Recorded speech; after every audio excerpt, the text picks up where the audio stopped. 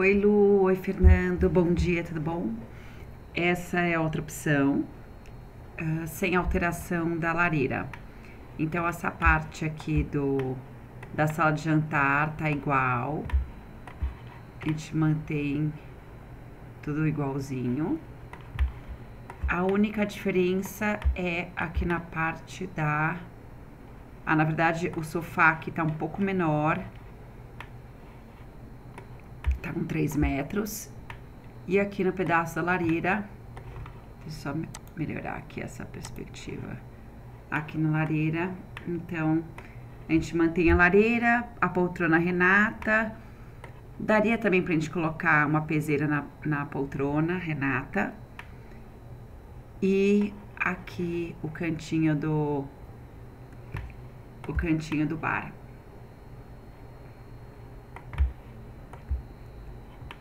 Na verdade, tá tudo muito parecido.